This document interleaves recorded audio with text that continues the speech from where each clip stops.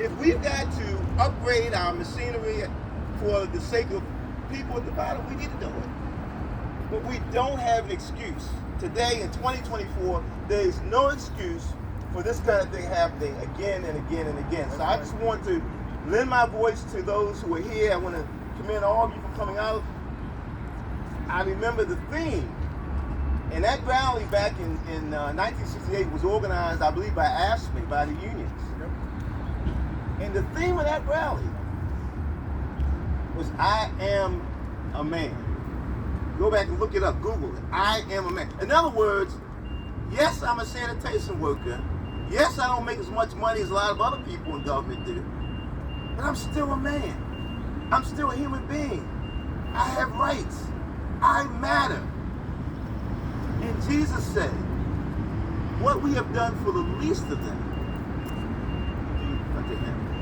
So we're now going into the holiday season. This is an opportunity for the folks behind me in City Hall, and I would like for them to come out here too, because like I said, Mary Pat will come out of that floor and come out here with the little people. That's what kept her connected. We need to encourage our elected officials, our appointed officials, our people over DPW, transportation, all these departments and agencies, as Linda just said, to show that they really care about the people where the rubber meets the road. And so I lend my voice to this, and I support you all 100%. Thank you. You know, difficult to understand how we can have our equipment in alleyways, but we didn't consider that the people who have to be in them needed to be protected. We have next Blanco Tapajasco to discuss this. Thank you, everyone. This is a picture that I wanted to share with you. This is 2 blocks away from where I live. I live on the 100 block of South Clinton Street. Is this the workplace? Is this the office place? Is this the school place that you would want anyone to be even near? These are the horrible conditions that the DPW workers have to deal with. This is on Noble Street, which is the alley right behind East Baltimore Street. The DPW deserve better. We deserve leadership that will not be in the White Castles looking down, but actually promote a safe city, a clean city, and a city that reads. And I'm here to share with you that our current condition of the children of our local public school system and our solid waste workers share one glaring common thread. Both of their lives and fates adversely are impacted by both systems, which receive over $1 billion between both systems. There are no government programs. We are all paying as a taxpayer. So whether it's a division, a system, a department, or program, they are tax funded. Please understand when elected people use the word investment, which is our tax dollars, and they are distributed. I am sick and tired of hearing the word investment from even the school district. We are making significant investments. Well, why do the investments turn out that people do not graduate, do not survive their work shift? The DPW budget in 2025 grew by 27%. Any of us received a 5% raise this past year? I would have to keep my hand down on that one. The education budget is at $1.7 billion, which is about $24,000 per student. So while budgets increase, the question is quality increasing? Is accountability increasing? Is safety increasing? And to hear this past week that $50 million will be spent to ensure that doors can be closed and locked from the inside, has anyone even thought how that would affect people, especially the special needs children? What if the doors can't be opened in case of an emergency? $50 million wasted. We don't think in we don't think in a proactive solution strategy. It's always reactive. It's always if a child can't read, if a DPW worker gets killed, it's always, oh, we should have done this. Oh, we should have hired those reading interventionists. We should have done that in 5th grade, not in 11th grade. We need leadership who can advocate for those in the schoolhouse and for those cleaning these filthy streets, which they have no one should be cleaning this. We should have streets that can be managed, not like this. And so whether they're cleaning our streets or learning in our schoolhouses, it has become hazardous and dangerous. It hasn't become more safe, and it hasn't become more proficient. And it's always reactive. It's always, we should have done this. And if taxpayers are paying for this, each of us pays with our taxes. And are we seeing a return on what often is said, a return of our investment? No, we're not seeing it. And so we do need to put the charm back in Charm City. This is a nonpartisan issue. Whether it's independents, Democrats, or no one votes or no one's registered, trash and education affect our everyday life. Let's elect people who don't want a paycheck, but they want to be servant leaders. Thank you.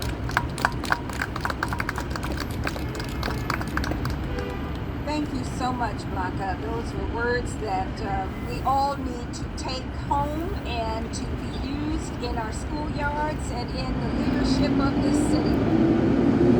Our next speaker will be Mr. Marvin Cheatham.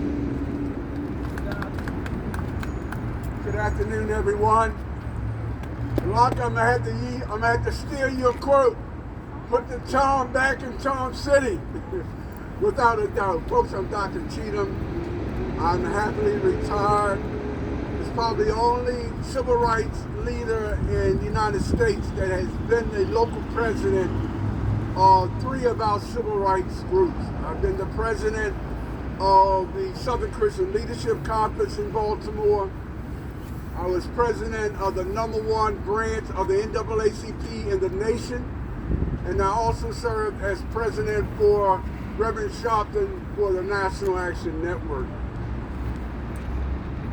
These have been some of the most challenging few weeks and months that I've had for years, because while I've been celebrating the building of a park in our community in the 1500 block of McKean, last Friday, 2 hours before today, about 10 o'clock, we lost a DPD worker next to the park that my community and I built, and the park is named after me. I'm going to call out some names and say some things because I feel I have the right to do it. I've been a civil rights leader here over 50 years. The only person that served longer than I have is probably Leo Burrows. He hasn't served in the capacities that I have, but sadly enough, many of our civil rights leaders have passed on, so I guess they come to me when we need to get something done. I want to say that a month and a half ago, we created a sticker. This sticker, we asked folks to put on their garbage cans and their recycle bins to let our DPD workers and the workers working for ASME know how much we appreciate what they are doing and what they have done. We asked everybody, we had them here. I'm happy to say the first batch of stickers we had, we passed out probably about 5,000. It was donated by Time Printers.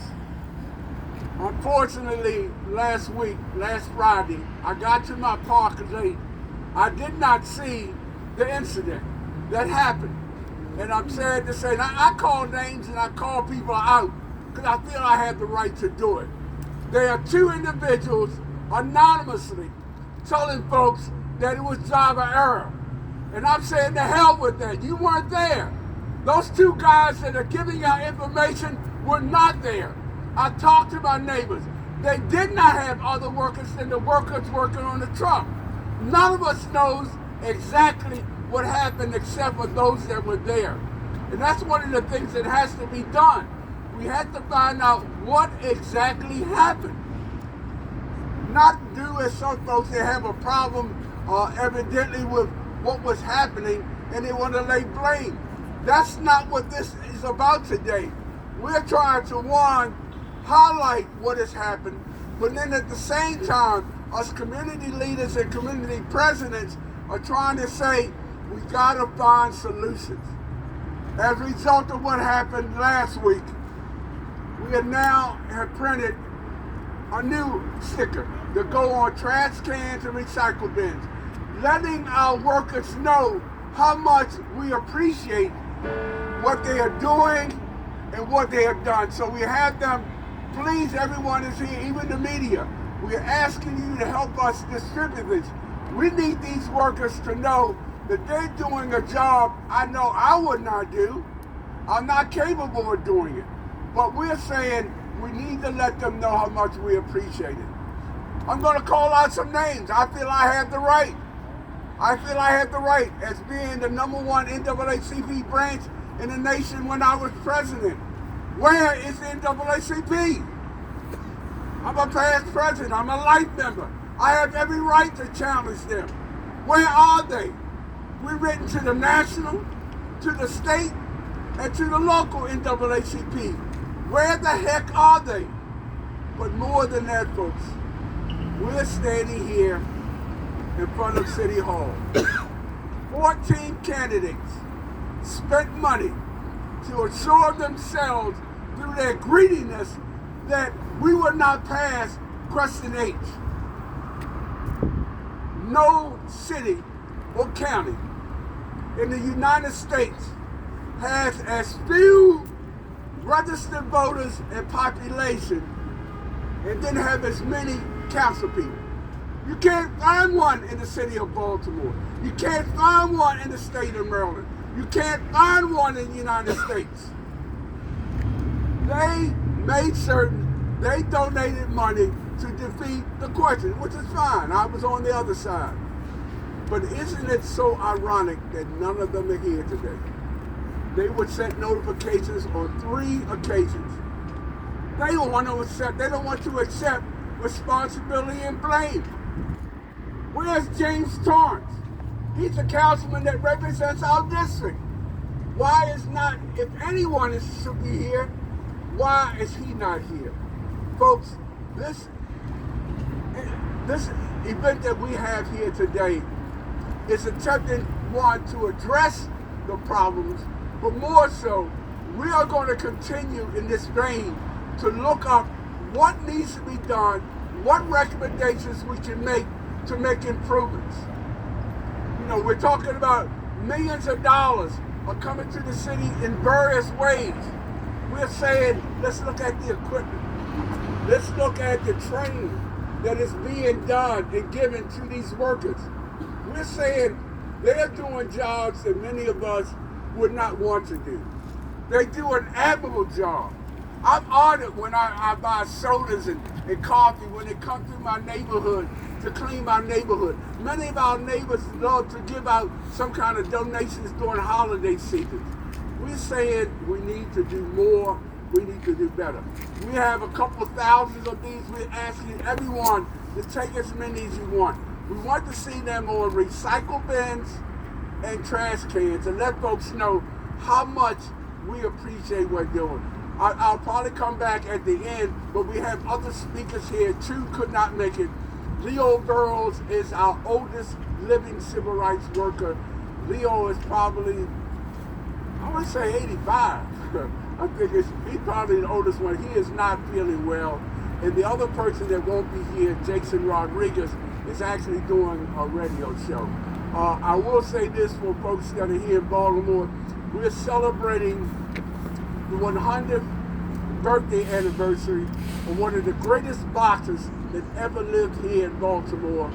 His statue is right behind us at the post office. You need to do your homework. Who was 150 years old today was a boxer that came from Baltimore City. That's your homework for today. So, Marsha, please continue the great work that you're doing. We do have a number of people here. When we bring up Farouk, he'll be able to give us some notification whether others want to speak. We want to put in our prayers as often as we can to all the family members and friends of the folks that we have lost. And I want to close with saying their names. Donald Savoy, Trina Cunningham, Ronald Silva II, and Timothy Caldwell. Thank you, Dr. Cheatham. I'd like our next speaker is Mr. Sean Sims. Good afternoon, everyone. My name is Sean Sims.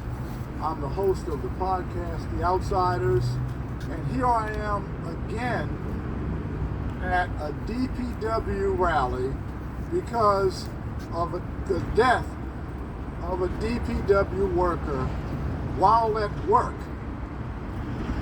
7 times he screamed out, Timothy Caldwell, stop, stop, stop, over and over again while he was being crushed. Doc Cheatham, I know that you are looking into this. I will be looking into this. I pray that this will be investigated properly. But what is going on in the city of Baltimore, Mayor Brandon Scott, overseeing the city as the mayor, what's going on in Baltimore City is that you have agencies within Baltimore City that are stripping the civil rights away from the employees. I have been sending out emails, text messages, I have been sending out letters for the last 4.5 years regarding Baltimore City and what's been going on. And they have been going to the Baltimore City Council, they have been going to the Attorney General as well, Anthony Brown. He's received them, and so have many others. State Senators, Shelley Heddleman, John Carden, and I can go on with names and names because this keeps going on. Now you have another worker, employee, dying. And you have employees throughout this city in these agencies that are being retaliated against. The DPW workers, the information I'm getting back is they're terrified. They're in fear of doing anything, of standing up for themselves. And I'm telling them right now, today, stand up for yourselves, DPW workers. Don't let your supervisors run over you. Don't get injured on the job or have a stroke or be in a situation where you're hurt, your knee is given out. Stand up for yourselves. Complain. Do something about it. But they're scared to because of the retaliation. Not just with DPW, but with other agencies that work within this city. The supervisors, Mr. Zaid, who's the head of DPW. I believe that Mr. Zaid should be fired. I know what you're doing, Zaid. I know that you're going behind and talking to people and telling them, and these are DPW workers, that everything is going to get better. But we have another death, Timothy Caldwell. Everything hasn't gotten better the way you said it would. So what needs to happen is that the DPW workers and all employees who are fearful for their jobs, and don't put this on if you don't want to put this on, because I'm telling the truth. And it seems like Baltimore City has a fear of the truth because they can't handle the truth. The leadership can't handle the truth. The media can't handle the truth. But I'm telling you the truth. This is what's been going on. And what do you need? Another person to die? Another person to get injured, suffer a stroke? And Isabel Cumming has done a report. I've spoken with Isabel Cumming in regards to what's going on. She told me 100+ interviews. But a lot of these people, the vast majority of them, are scared to come forward. So don't play it. Don't put this on WJZ, WBL. Don't put me on. Okay? Don't let anybody hear this. Because I know that's what's going to happen. Because I'm telling it like it is. I'm shooting straight. So DPW workers and these folks behind me, and I'm so glad that you're here to talk up and to speak up and stand up for the rights of others, because that's what needs to be done. I'm Sean Sims, the host of the podcast The Outsiders, and I will continue to tell the truth like it is, no matter if people can't handle it. Thank you. Thank you, Sean Sims. We have our next speaker is Thairu Viganaji.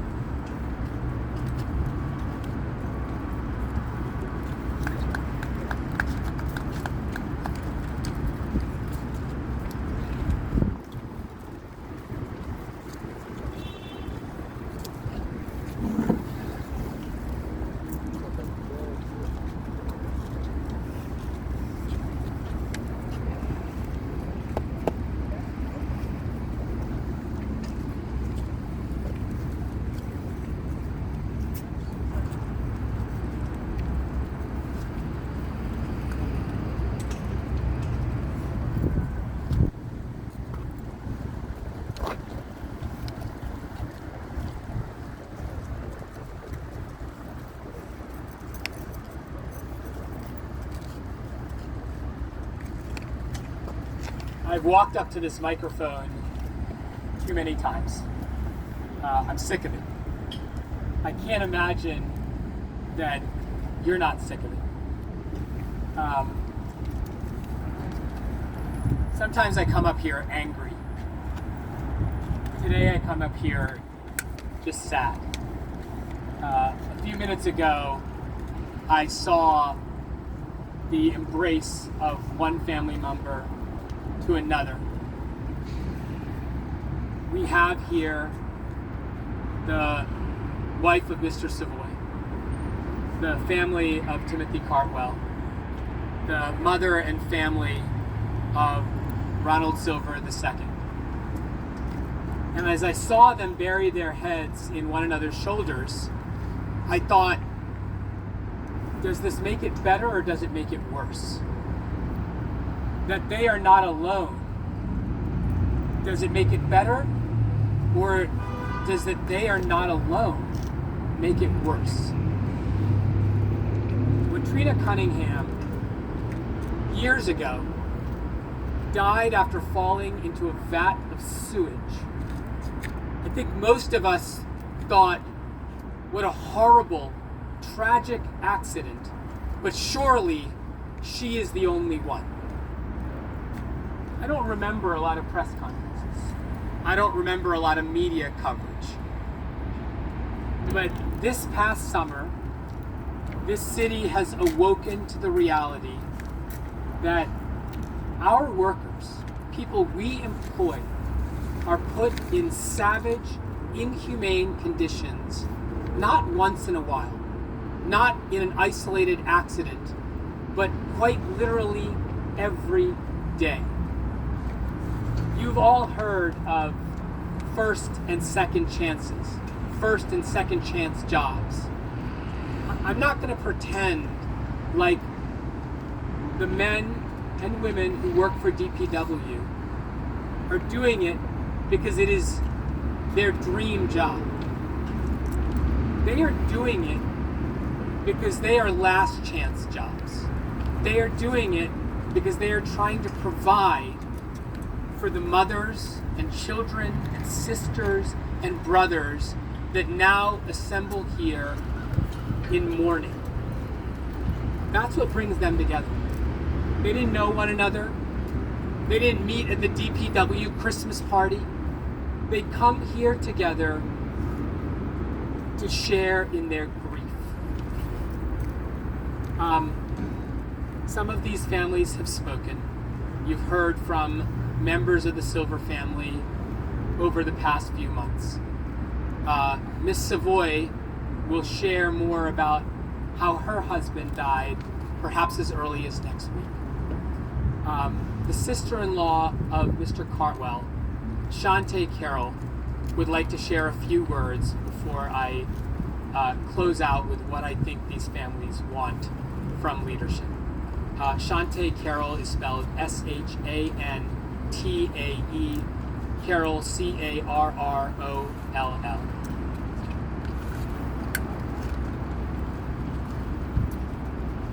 Hello, everyone. Good afternoon. I stand before you on this afternoon, first and foremost, to acknowledge in public condolences to the families that have shared the tragedies, such as the Cotwell family. And I want to say to you all, have our condolences. We are here for you. Whatever you need, we will exchange numbers, and we will be here one for another. I'm also here to stand before you to put out, and on the behalf of my family, the Cotwell family, requests. The first request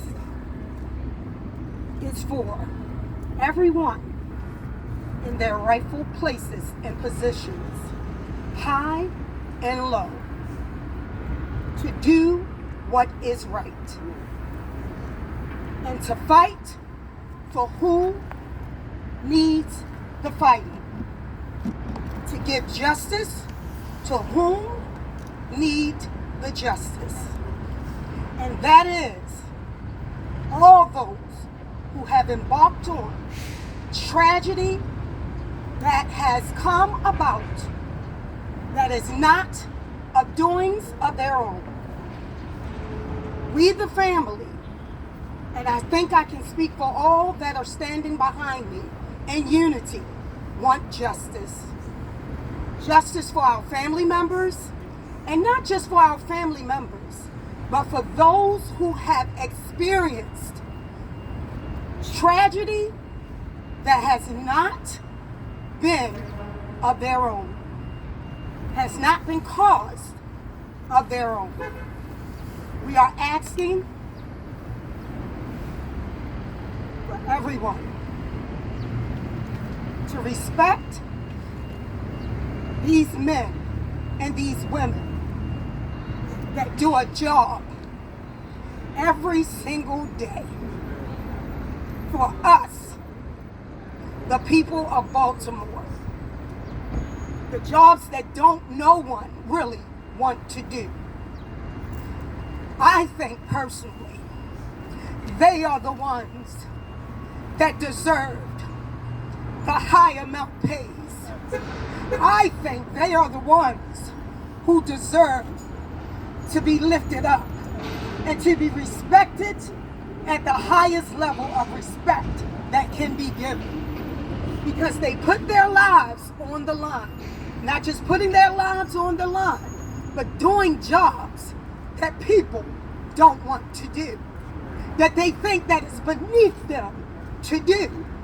So with that being said, my brother-in-law was not just a trash man. My brother-in-law was a man of courage, of good deed, of love, of support, of giving. He was kind, he was gentle, and he was a man that stood for what was right. So with that being said, I want everyone, you say, what can we do for you? We are here for you. Whatever you need. I say this. This is what we need. As the family member, putting out a request for all the family members that's standing behind me. This is what we need. We need for you to step up. Do what's right. Fix what needs to be fixed. Don't wait another second. Don't wait another minute. Don't wait another hour. Because we don't know the day or the hour that something can happen, tragedy can come, and this will happen again. So let's try to avoid this type of behavior, this type of situation.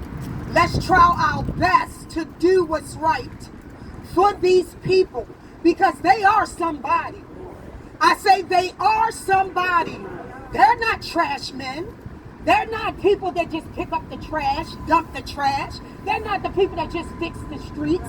fix your potholes. They are doing a deed for us, the people of Baltimore. So let's do a deed for them as the workers that have done us justice. Let's do them justice. And that's the request. That's all. That's the request. I don't think it's much to ask for what the price that they have paid. Their lives. That's the price that they paid, their lives. So they can't be brought back. So let's just honor them in doing what's right. Remember them, not just for today, not just because you're seeing this on the news. You might not see this another month or another 2 months or a year or two. You might hear about it, but you might not see it. But let's honor them and remember them, not just on camera, but when the cameras are off. And that's all I ask. Thank you so much for your time and your ear of listening.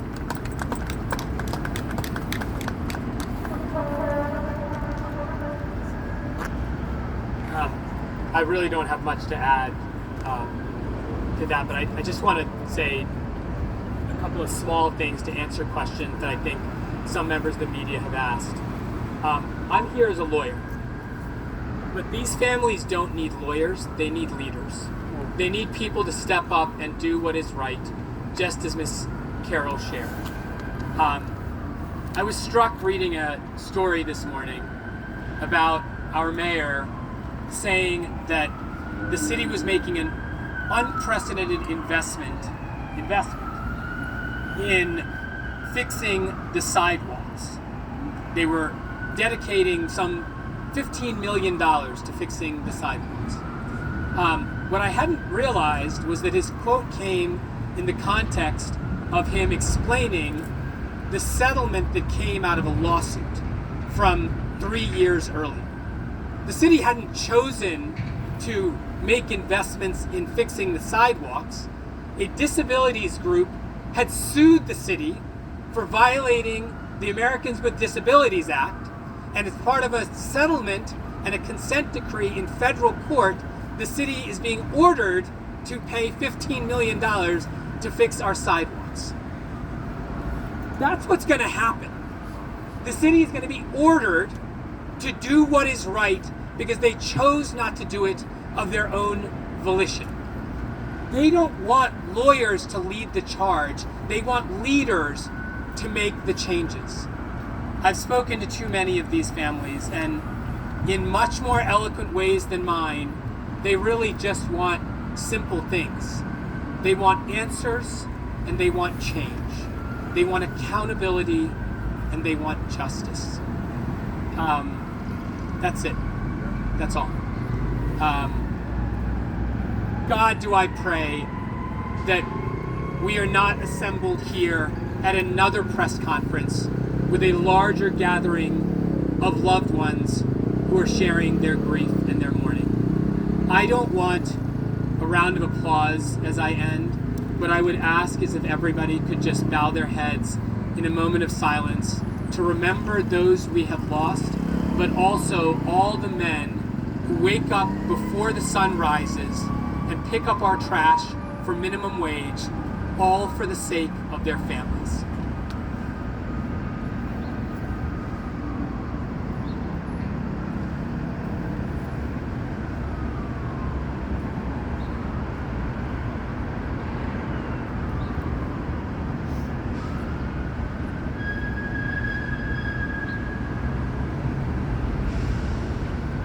Thank you again to the families and their courage. Thank you, Kairu. I'd like now for us, this has been a long program, but I'll tell you something, what we have gone through in this city and what these families have had to experience every time that I hear that doggone truck go down the alley, along the side, and the back of my house, I think of this moment. I will think of this moment. Little did we know that we were going to lose so many people while they were on their job. Please pray and pray that we will look at how we're doing business and that must change and how we can take care of our workers and their families. I ask now that we have Doc Cheatham to come and close us out. On behalf of all of our community groups, on behalf of all the families and the friends, there's a God above, and He answers your call. And I think it's clear that we not only need to call on God to render us the needs that we have and take care of things that need to be taken care of, but we have people in higher positions, people who are being paid better than what they're doing, and we're I don't want to say necessarily that we're demanding that they do better, but I just want folks and the media that's here to help us distribute these stickers. We want the sanitation workers to know how much we appreciate it, but I want you to actually know what has happened just in the misinformation that has been given out. And I think very candidly, I've only lived in this neighborhood for 74 years. 74 years. There's not an alley, not a street that I haven't been down numerous times. If you look at that area right there where last week this tragedy happens, if you take these streets that surround it, you take Fulton Avenue, you take Baker Street, you take Monroe Street, and you take Pressman. If you drive media through those alleys, most you will find, because of either the garbage cans that are there, the wooden poles that are there, the alleys that are not paved, how dare we have a mayor, a board of estimates, city council people who have not even visited the area to see what it looked like. We shouldn't be giving out misinformation as to where it happened and how it happened. We need these elected officials to come take a look at the place. If you look at the alley, the largest alley that the garbage trucks go down, it's in the back of the 1500 block of Fulton, not the 1800 block of Baker. The largest alley in that immediate area is behind the 1500 block of Fulton. The whole alley is messed up. The pavements are broken. The trash cans are put out in the alley because there's not enough room to put them in the yards. We need to ask the media to come see it. If you look at the 1800 block of Baker, technically there are no trucks that go up and down the 1800 block of Baker in the alley. The trucks, for the most part, are either in McKean.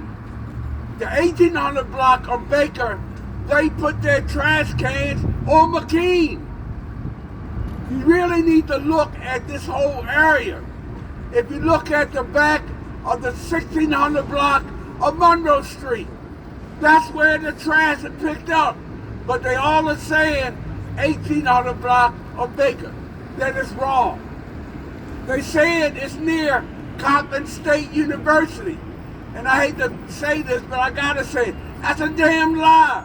I'm an alumnus of Coppin, 1971. This area is not near Coppin. Why are you putting Coppin's name in it? That's wrong. And then they're saying this is Sandtown. This is not Sandtown. This is the largest community in Baltimore City, which is Matthew Henson. 36,563 people. It is not Sandtown. It is not Winchester. So media, you got it all wrong. You got wrong information. We're asking you to come to our neighborhood, interview the folks, and let them know.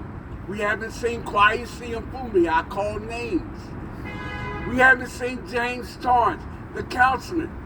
We have not seen Brandon Scott, the mayor. These people haven't appeared. So folks, we will close with this. Almighty and everlasting God, we thank you for this day. Thank you for the abilities for us to express our concerns. Please embrace the family members and friends of those that have lost their individuals and their family members. We ask the media to demand that they talk to us, not the people who weren't there at that incident, not the people who don't live in these areas. We got too much misinformation on this incident. But we're saying our communities have come together. It's sad that we come together on this kind of situation, but we promise to do as much as we can to make improvements. But we're saying, Mr. Mayor, we need to see you. Mr. Councilman, we need to see you. State Senator Antonio Hayes, this is your district. We need to see you. Kwesi Mfume, the congressman. We need to see all four of you. We have not seen you. Guess what? We haven't seen them for 4 years. So folks, thank you. Media, thank you so much.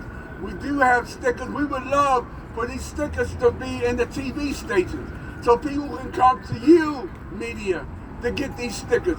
Because we want our sanitation workers to know we appreciate them. Thank you everyone for being here. Marsha, thank you so much.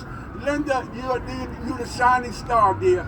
God bless everyone. Thank you for being here. And if there are questions that you want to interview folks, if they're willing to let you interview them, feel free. Thank you so much.